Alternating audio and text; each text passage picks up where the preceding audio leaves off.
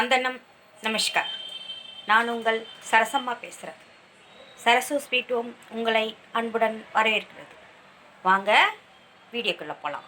நாம் இன்றைக்கி என்ன பார்க்க போகிறோன்னா, வாங்க வீடியோக்குள்ளே போகலாம். வாங்க இன்றைக்கி நம்ம பார்க்க போகிறது க்ளீனிங் டிப்ஸ் தான். நம்ம இன்றைக்கி பார்க்க போகிறோம். அம்மா பாருங்கள், சாப்பாடு வச்சுட்டு இது தீஞ்சிடுச்சு.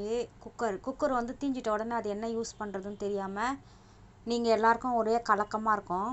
இப்போ பாருங்கள், இப்போ இது அம்மா எப்படி க்ளீன் பண்ணுறேன்னு பாருங்கள். அதே மாதிரி நீங்கள் குக்கரில் சாப்பாடு தீஞ்சிச்சினாலும் நீங்கள் கவலைப்படாதீங்க. இந்த மாதிரி நீங்கள் இந்த டிப்ஸை பயன்படுத்தி நீங்கள் க்ளீன் பண்ணிக்கோங்க குக்கரை, சரிங்களா? அதை பாருங்கள். அம்மா சாப்பாடு இந்த மாதிரி வேக வச்சேன். நல்லா அடி பிடிச்சிருச்சு. அடுப்பில் வச்சுட்டு ஒன்றும் பண்ணாதீங்க. அடுப்பில் ஸ்பீடில் வைங்க. ஃபாஸ்ட்டாக ஸ்டவ்வில் வச்சு ஃபாஸ்ட்டாக வைங்க. அது எரிய இது தன்னாலே எல்லாமே வந்துடும். இது பாருங்கள், நான் எடுக்கிறேன் பாருங்கள், அந்த கரண்டியில் தன்னாலே வந்துடுது பாருங்கள். வந்துடுதுங்களா? அது சாப்பாடு தீஞ்சு போனதெல்லாம் கரெக்டாக வந்துடும்.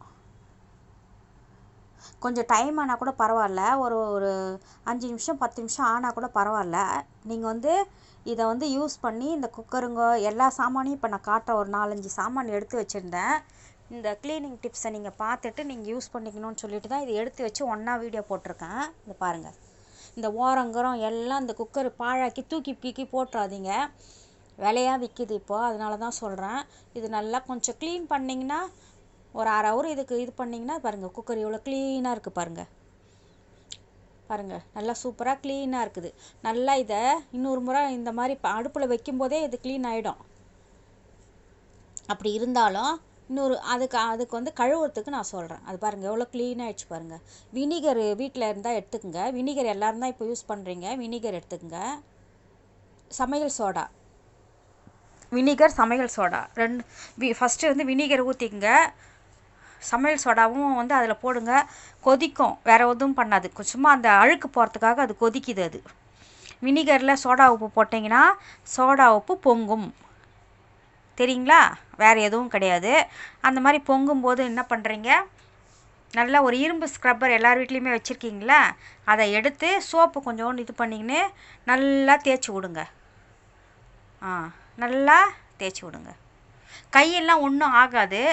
அதனால் பயப்படலாம் தேவையில்லை. நல்லா தேய்ச்சி விடுங்க. அது பொங்குது, நம்மளுக்கு அந்த மாதிரி தெரியுது.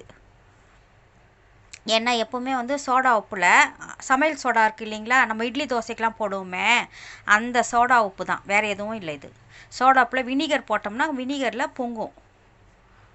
அந்த அழுக்கெல்லாம் எடுக்கிறதுக்காக அது பொங்கும். அழுக்கெல்லாம் எடுத்துட்டு நீங்கள் ஒன்றுமே இல்லை, சும்மா தேய்ச்சிங்கனாலே அது வந்துடும். அந்த கருப்பாக இருக்குது இல்லைங்களா, இப்போ கேஸில் வச்சு அதெல்லாம் எடுத்துட்டிங்க. இப்போ கருப்பாக ஒரு மாதிரி குக்கர் இருந்தால் நம்மளுக்கு பிடிக்காது. அதனால் இந்த மாதிரி பாருங்கள், கழுவிட்டேன் பாருங்கள் எவ்வளோ சூப்பராக இருக்குது பாருங்கள். குக்கரு உள்ளே பாருங்கள் எவ்வளோ பளபளன்னு இருக்குது, பார்த்தீங்களா? இதுதான் குக்கர் க்ளீன் ஆகிடுச்சா?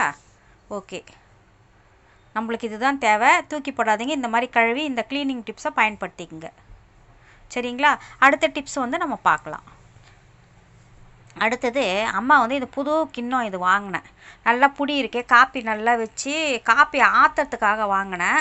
ஆனால் அதை அடுப்பில் வச்சிருச்சு பசங்க. அடுப்பில் வச்சோன்னா அது நல்லா இந்த மாதிரி கரியல்னு நல்லா தீஞ்சிடுச்சு. அது பாருங்கள், இதுக்கும் ஒன்றும் பிரச்சனை கிடையாது. இங்கே பாருங்கள், இந்த இதில் அதே மாதிரி வினிகரு ஒரு ஸ்பூனு வினிகர் ஊற்றிக்குங்க. வினிகர் ஊற்றிக்கிட்டு சோடா மாவு போட்டுக்குங்க. ஒரு ஸ்பூன் சோடா மாவு போட்டிங்கனாலே பொங்கும். இந்த இரும்பு ஸ்க்ரப்பரை வச்சு நல்லா அழுத்தி தேய்ங்க. நல்லா அழுத்தினா ஒன்றுமே இல்லைங்க, அந்த அழுக்கே போயிடும் தன்னால். நீங்கள் ரொம்ப சிரமப்படணும்னு அவசியமே கிடையாது, சரிங்களா? இப்போது இந்த பக்கம் ரொம்ப கருப்பாக இருந்துச்சுன்னா ஒன்றுமே இல்லை. இப்போ வினிகர்லாம் போட்டிங்க, சோடா மாவு கொஞ்சோண்டு போட்டுங்க. இந்த மாதிரி போட்டு கையிலே சும்மா தேய்ச்சி விடுங்க. ஓகே, ஒன்றும் சிரமமே கிடையாது, ஈஸி. இந்த க்ளீனிங் டிப்ஸு அது போட்டு சோடா உப்பு எப்போவுமே சோடா உப்புக்கு சரியான பவர், சரிங்களா? அதனால தான் இட்லி தோசை கூட கொஞ்சோண்டு போட சொல்லுவாங்க. அது பொங்குறதுனால தான் இட்லி தோசைலாம் நல்லா மெத்துன்னு பொங்கி வருது. பாருங்கள் எவ்வளோ க்ளீன் ஆகிடுச்சு, பார்த்தீங்களா? சூப்பராக அந்த கிண்ணம் பழைய மாதிரியே புதுசாக வெள்ளையாக நல்லா க்ளீனாக பளபளன்னு இருக்குது பாருங்கள். ஸ்டீலு முன்ன எப்படி இருந்தது நம்மளுக்கு மனசே இதுவாக இல்லை. இந்த பாருங்கள் கிண்ணம் பாருங்கள். இப்போ அடுத்த டிப்ஸு இதுலேயே காமிக்கிறேன் நான். கிண்ணம் நல்லா சூப்பராக இருந்துச்சிங்களா? அந்த கருப்பெல்லாம் போயிடுச்சு, பலன்னு இருக்குது இப்போ ஸ்டீலு. இப்போ நம்ம இது பண்ணோம் இல்லையா, இதில் சுடுதண்ணி வச்சு கீழே ஊற்றிருங்க. ஏன்னா அதில் சோடா மாவு வினிகர்லாம் போட்டோம், நம்ம சமையல் பண்ணால் நம்மளுக்கு ஒரு மாதிரி இருக்கும், அதனால் எஃபெக்ட் பண்ணோம். அதனால் வந்து நம்ம என்ன பண்ணோம், நல்லா கொதிக்கிற தண்ணி வச்சு அதை கழுவிடுங்க. அவ்வளோதான். இப்போ வந்து இதுக்கு சமைக்கிறதுக்கு ரெடி ஆயிடுச்சுன்னு அர்த்தம். இப்போ இதுவும் அதே மாதிரி தான் பாருங்கள். கிண்ணம் வந்து பலன்னு நல்லா க்ளீன் ஆகிடுச்சு. இப்போ இதுலேயே வந்து நான் இன்னொரு டிப்ஸ் சொல்கிறேன். இங்கே வந்து நம்ம வந்து ரேட்டுக்காக வந்து இந்த லேபிள் ஒட்டியிருப்பாங்களே ஸ்டிக்கரு, அந்த ஸ்டிக்கர் வந்து நம்ம எடுக்காத விட்டுட்டா அந்த இடத்துல கருப்பாயிடும் நாளடைவில். அது சொல்லணும்னு நினச்சிட்டே இருந்தேன், அது இதிலே சொல்லிடுறேன். ஒன்றும் இல்லை, இந்த மாதிரி அடுப்பில் லைட்டாக சூடு பண்ணுங்க. மேலே கேஸ் அடுப்பில் லைட்டாக சூடு பண்ணிவிட்டு அதை சும்மா அப்படி எடுத்திங்கனாலே அது வந்துடும். அந்த சூட்டுக்கு அந்த ஸ்டிக்கர் வெளியே வந்துடும். நீங்கள் புதுசாக இருக்கும்போதே வந்து எடுத்துருங்க. எப்போவுமே ஸ்டீலில் சொல்கிறேன், பிளாஸ்டிக்லலாம் அடுப்பில் வைக்காதீங்க. பிளாஸ்டிக்கில் அடுப்பில் வச்சிங்கன்னா பாழாக போயிடும். பிளாஸ்டிக் தான் உருகும். அது பாருங்கள், இந்த மாதிரி இருக்கும், சூடாக இருக்கும். எதுவுமே கேர்ஃபுல்லாக பண்ணுங்கள், கொஞ்சம் சூடாக தான் இருக்கும். இங்கே பாருங்கள், இந்த மாதிரி துணியில் இந்த மாதிரி பண்ணி விடுங்க. துணி எடுத்துக்கிட்டு சூடாக இருக்கும், அதனால் வந்து கொஞ்சம் துணி எடுத்துக்கிட்டு எப்பயுமே அடுப்பில் வேலை செய்யும்போது, சமைக்கும் போதும் சரி, இந்த மாதிரி சின்ன வேலை செய்யும் போதும் ரொம்ப கேர்ஃபுல்லாக வந்து நீங்கள் இருக்கிறது ரொம்ப நல்லது. சரிங்களா? அது பாருங்கள், அந்த பேப்பர் வந்துடுச்சு பாருங்கள், கருப்பாக அதில் ஒட்டி நின்றது. இப்போ எவ்வளோ க்ளீனாக இருக்குது பாருங்கள். புது பாத்திரம் தெரியுதுங்களா? நல்லா பலன்னு புதுசாக இருக்குது. அடுத்து இந்த கிண்ணம் பாருங்கள், ரசம் வச்சு ரசத்தை தீச்சிட்டாங்க. ரசத்தை தீச்சி வச்சுட்டாங்க. இந்த குண்டா தூக்கி வெளியே போட்டுறோன்னு சொல்லியாச்சு. இப்போ அம்மா பாருங்கள், இந்த குண்டானை நம்ம எப்படி சுத்தம் பண்ணுறதுன்னு பார்க்கலாம். இது ஒன்றும் இல்லைங்க, இந்த மாதிரி நடுவில் இந்த மாதிரி புகை வரும். அடுப்பில் வைங்க, ஸ்பீட்லேயே வைங்க, ஃபாஸ்ட்லேயே வைங்க. இந்த மாதிரி புகை வந்தால் அந்த கருப்பு இதெல்லாம், இந்த பாருங்கள், நான் துணி யூஸ் பண்ணல, இந்த மாதிரி வந்து ஹேண்டில் இந்த மாதிரியோட கைப்பிடி இந்த மாதிரி யூஸ் பண்ணுறேன் நான். இந்த மாதிரி வச்சுக்கங்க. ஏன்னா நம்மளுக்கு நெருப்பு கையில் படாது, சூடு பட்டுச்சுன்னா நம்மளுக்கு அது வேறு இதுவாக இருக்கும். அதனால் இந்த பொங்குறது வந்து அந்த கருப்பாக இருக்குது இல்லைங்களா, அதெல்லாம் எடுக்கிறதுக்கு தான் அது பொங்குது. பாருங்கள், இந்த மாதிரி சாய்ச்சி 4 பக்கம் வைங்க. இந்த மாதிரி பாருங்கள், கோல்டன் ப்ரௌன் மாதிரி வருது பாருங்கள். அந்த மாதிரி வந்தால் தான் வந்து அது சுத்தமாகுதுன்னு அர்த்தம். உங்களுக்கு பயப்படாதீங்க, இது ஒன்றும் பயம் கிடையாது, ஈஸி தான் இது. பாருங்கள், அவ்வளோவும் க்ளீன் ஆகிடும். அந்த மாதிரி நெருப்பு மாதிரி வந்துடும் அந்த குண்டான். அப்போது அங்கங்கே வந்து அது அந்த நெருப்பு மாதிரி வந்தால் தான் அந்த ஸ்டீல் வந்து பலன்னு ஆகுதுன்னு அர்த்தம். உள்ளே இந்த மாதிரி கருப்பாக இருந்துச்சுன்னா தூக்கி தான் நம்ம போட்டுருவோம். தூக்கி போடாத க்ளீனிங் டிப்ஸ் இதை யூஸ் பண்ணி நீங்கள் வந்து இதை வந்து பயன்படுத்தி கருப்பாக இருக்கிற குண்டானுங்க, வானொலி எல்லாத்தையும் இந்த மாதிரி க்ளீன் பண்ணிக்கோங்க. அதுக்கே நான் ஒரு 4-5 பொருள் உங்களுக்கு எடுத்து வச்சுட்டு ஒன்றா உங்களுக்கு வீடியோ போட்டு காட்டலாம் அம்மான்னு சொல்லிவிட்டு எடுத்து வச்சுருக்கேன். இந்த வீடியோ உங்களுக்கு பிடிச்சிருந்தா லைக் பண்ணுங்கள், ஷேர் பண்ணுங்கள், கமெண்ட் பண்ணுங்கள், பெல் ஐக்கன் பட்டனை ப்ரெஸ் பண்ணுங்கள். அப்போ தான் நான் அம்மா அடிக்கடி போடுற வீடியோ உங்களுக்கு வந்து நோட்டிஃபிகேஷன் உடனுக்குடனே வரும், நீங்கள் பார்ப்பீங்க. பாருங்கள், இப்போ பாருங்கள், இது மாதிரி 4 சைடும் வைங்க. இந்த மாதிரி நெருப்பு மாதிரி தான் வரும் உங்களுக்கு, ஆனால் பயப்படாதீங்க. அடுத்த பக்கம் திருப்பி வச்சுக்கோங்க. ஓகேவா? அதுவே க்ளீன் ஆகிடும், நீங்கள் கழுவணுன்னு அவசியமே கிடையாது. அது பாருங்கள் எவ்வளோ வெள்ளையாயிடுச்சு பாருங்கள், அந்த குண்டா சூப்பராகிடுச்சிங்களா? இப்போ பாருங்கள், அந்த குண்டா அடியில் லைட்டாக கருப்பாக இருக்குது பாருங்கள். அதெல்லாம் போகிறதுக்கு சும்மா ஒரு கரண்டியோ ஸ்பூன் மாதிரி வச்சுருக்கீங்க இல்லையா, கரண்டி ஸ்பூனு ஒரு நீட்டமானதாக எடுத்து சும்மா தேய்ச்சி விடுங்க. அது வந்து அப்படியே போயிடும். நீங்கள் ரொம்ப சிரமப்படணும்னு அவசியமே கிடையாது. பாருங்கள், அழகாக க்ளீனாக இந்த மாதிரி எடுத்துருங்க. பாருங்கள், இந்த குண்டா பாருங்கள் பலன்னு வெள்ளையாயிடுச்சு பாருங்கள். நான் இந்த அடுப்பில் தான் வச்சேன், அதுக்கே வெள்ளையாயிடுச்சு. அது பாருங்கள், இந்த மாதிரி ஒரு கரண்டி எடுத்து இந்த மாதிரி தேய்ச்சி விடுங்க. நான் பாருங்க, கரண்டி இந்த மாதிரி ஒரு நெருப்பு மாதிரி சும்மா அப்படி பொறி மாதிரி வரும், நெருப்பு பொறி மாதிரி வரும். அது ஒன்றும் பரவாயில்ல, அதெல்லாம் சும்மா. சரிங்களா? இருந்தாலும் கேர்ஃபுல்லாக நீங்கள் வேலை செய்யுங்க. அது பாருங்கள், இப்போ பலனுங்க ஸ்டீல் குண்டா இப்படி ஆயிடுச்சு பாருங்கள், சூப்பர் ஆயிடுச்சிங்களா? இப்போ கழுவணுன்னா அதே மாதிரி வினிகரும் ஒரு ஸ்பூன் ஊற்றிக்குங்க. சோடா, சமையல் சோடாவை ஒரு ஸ்பூன் போட்டுக்குங்க. அந்த வினிகர் ஊற்றுறதுனால அது பொங்கும். ஓகேங்களா? இந்த வினிகர் நீங்கள் ஊற்றுறதுனால அது பொங்கும். அது பாருங்கள், சோடா வினிகர் ஊற்றுறதுனால பொங்கும். அதனால் கைக்கெல்லாம் எந்த பாதிப்பும் ஒன்றும் கிடையாது. நல்லா சோப்பு போட்டு இந்த இரும்பு ஸ்க்ரப்பர் வச்சு நல்லா தேய்ச்சி விட்டுடுங்க. தேய்ச்சிட்டு கழுவிடுங்க.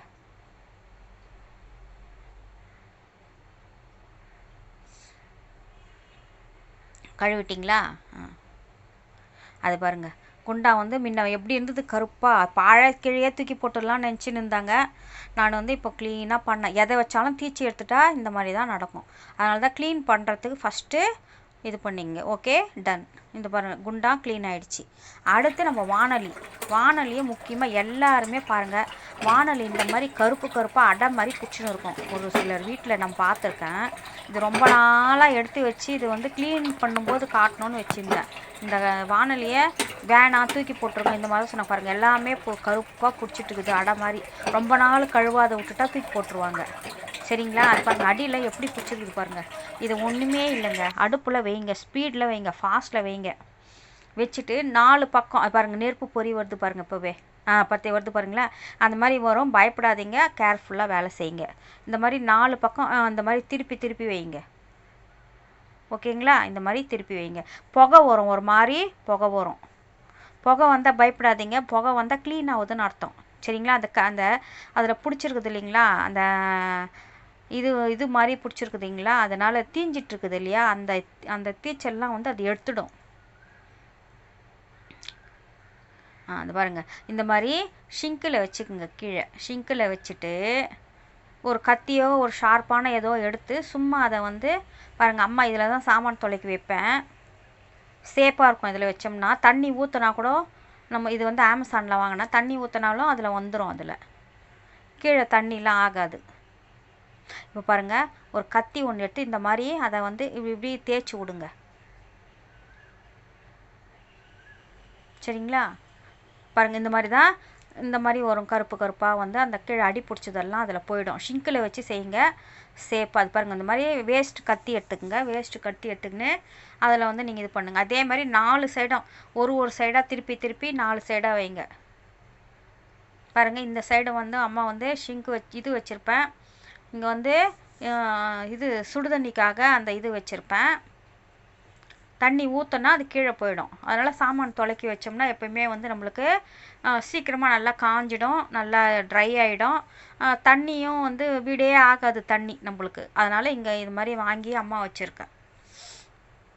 அதே மாதிரி இது பாருங்கள், இப்போ பாருங்கள், 4 பக்கமும் இந்த மாதிரி வைங்க. இந்த கடாயை வானொலியை வச்சிங்கன்னா இந்த கடாய் பாருங்கள், இது மாதிரி சும்மா அப்படி இப்படி இப்படி பண்ணி விடுங்க. அந்த அடை மாதிரி பிடிச்சிருக்கிறதெல்லாம் கீழே விழுந்துடும். சேஃபாக பண்ணுங்கள். நான் இன்னொரு முறையும் சொல்கிறேன், பல தடவை சொல்லிட்டேன், எப்போயுமே நம்மளுக்கு சேஃப் தான் ஃபஸ்ட்டு. பாருங்கள், இந்த மாதிரி கடாய் பாருங்கள், இந்த மாதிரி கத்தி எடுத்து ஷிங்கில் வச்சுக்குங்க. இந்த மாதிரி வந்துடுது பாருங்கள், எல்லாம் க்ளீனாக வந்துடும். 4 பக்கமும் எடுத்துட்டிங்கன்னா க்ளீனாக வந்துடும். நல்லா வினிகர் சோப்பெல்லாம் போட்டு நல்லா கழுவிடுங்க. தெரியுதுங்களா? ஈஸி தான். அடுப்பில் ஒன்றுமே இல்லை, அடுப்பில் தான் வைக்கணும். அதை இந்த மாதிரி க்ளீனாக வந்துடும். க்ளீனாக வந்துட்டுனா நம்ம கழுவி எடுத்துடலாம். ஒரு கொஞ்சம் டைம் ஆகும், வேறு ஒன்றும் இல்லை. இந்த மாதிரி எடுக்கிறதுனால பாருங்கள், முன்னோட கடாய் பாருங்கள் இப்போ கொஞ்சம் பரவாயில்லாமல் இருக்குது. இப்போ சுத்தமாக க்ளீன் பண்ணிடலாம் நம்ம. முடிஞ்சுது. இன்னும் வந்து எப்பயுமே ஒரு 5 மினிட்ஸ் 10 மினிட்ஸ் ஆகும் இந்த வானொலி க்ளீன் பண்ணுறதுக்கு. 10 நிமிஷம் ஆகும் உங்களுக்கு. ஓகேங்களா?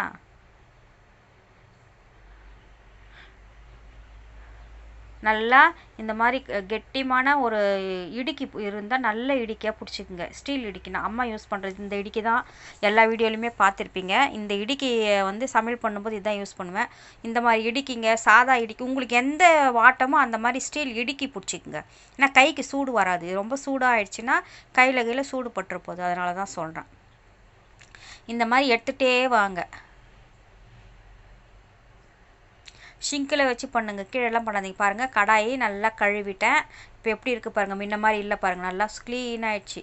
இன்னொரு முறை நான் வச்சேன்னா இன்னும் சுத்தமாகிடும். ஓகேங்களா? நல்லா இருக்குங்களா? இந்த வீடியோ பிடிச்சிருக்குங்களா உங்களுக்கு?